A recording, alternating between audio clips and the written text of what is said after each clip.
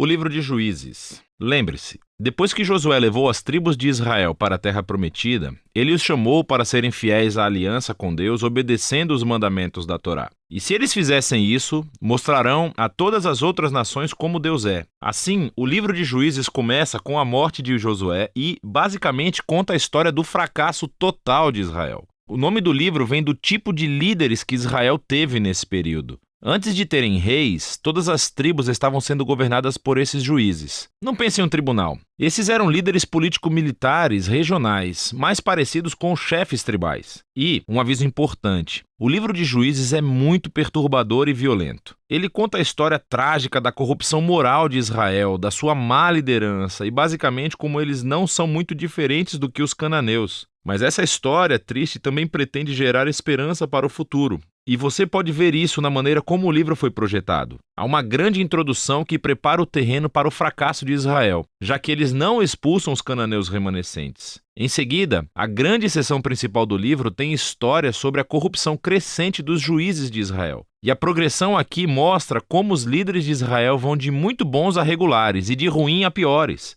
A seção final é realmente perturbadora e mostra a corrupção do povo de Israel como um todo. Então, vamos nos aprofundar e explorar cada parte um pouco mais. A sessão de abertura começa com as tribos de Israel em seus territórios na Terra Prometida. E quando Josué derrotou algumas das cidades cananeias principais, ainda havia muita terra a ser tomada e muitos cananeus vivendo nessas áreas. E assim, o capítulo 1 apresenta uma longa lista de grupos e cidades cananeias que Israel não conseguiu expulsar da terra. Lembre-se, todo o objetivo de expulsar os cananeus era evitar sua corrupção moral e a sua maneira de adorar os deuses através do sacrifício infantil. Deus havia chamado Israel para ser um povo santo, e isso não acontece. O capítulo 2 descreve como Israel tomou o lado dos cananeus e adotou todas as suas práticas culturais e religiosas. E é bem aqui que a história para. Durante quase um capítulo inteiro, o narrador nos dá uma visão geral de tudo o que está prestes a acontecer no resto do livro. Essa parte da história de Israel, diz o narrador, foi uma série de ciclos se movendo como uma espiral para baixo.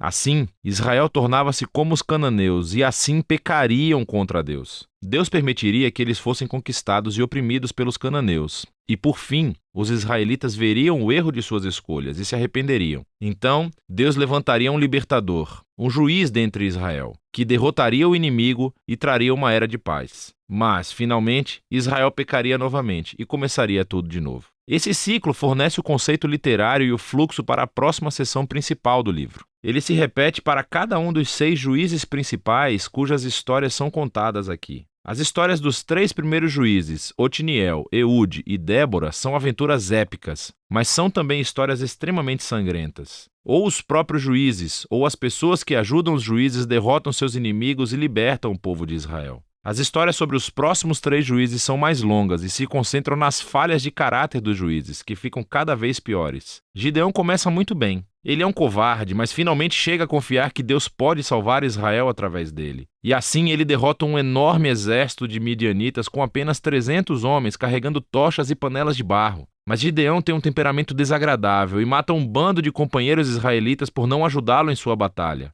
E tudo começa a piorar. Ele fabrica um ídolo com o ouro que ganhou das suas batalhas, e depois que morre, todo Israel adora o ídolo como um deus, e o ciclo começa novamente. O próximo juiz principal é Jefté, que é uma espécie de bandido mafioso que vive nas colinas. E quando as coisas ficam realmente ruins para Israel, os anciãos vêm até ele implorando pela sua ajuda. E Jefté foi um líder muito eficaz, ele ganhou muitas batalhas contra os amonitas. Mas ele era tão pouco familiarizado com o Deus de Israel que o trata como um deus cananeu e promete sacrificar a sua filha se vencer a batalha. Essa história trágica mostra o quanto Israel caiu. Eles não conhecem mais o caráter do seu próprio Deus, o que leva ao assassinato e à falsa adoração. O último juiz, Sansão, é de longe o pior. Sua vida começa cheia de promessas, mas ele não tem consideração pelo Deus de Israel. Ele era promíscuo, violento e arrogante. Ele obteve vitórias brutalmente estratégicas sobre os filisteus, mas apenas à custa da sua própria integridade. E a sua vida termina em uma corrida violenta de assassinato em massa. Agora, uma nota rápida aqui. Você notará um tema repetido na seção principal do livro. Em momentos-chave, o Espírito de Deus capacitará cada um desses juízes a realizar grandes atos de libertação. O fato de que Deus usa essas pessoas completamente errôneas não significa que ele endossa todas ou até mesmo qualquer uma de suas decisões. Deus está comprometido primeiramente a salvar seu povo. mas tudo que ele tem são esses líderes corruptos e, por isso, trabalha com eles. Essa seção inteira é projetada para mostrar o quão ruim as coisas ficam. Você não consegue nem diferenciar os israelitas dos cananeus.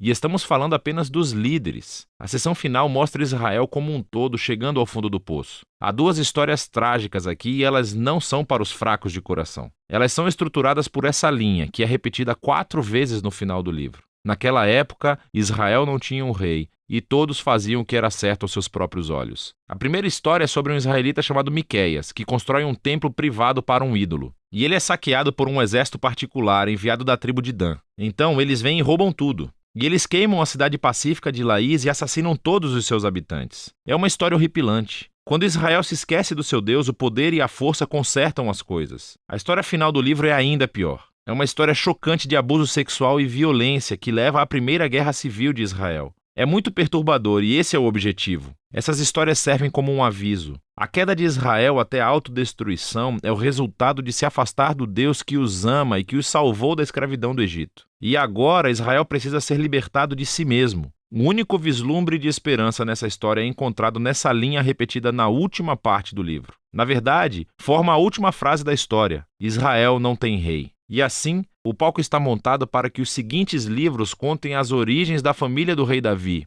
o livro de Ruth, e também as origens do próprio reinado de Israel, o livro de 1 Samuel. Mas a história dos juízes tem valor como uma tragédia. É uma explicação séria da condição humana e, eventualmente, mostra a necessidade da graça de Deus para enviar um rei que resgatará o seu povo. E esse é o livro de Juízes.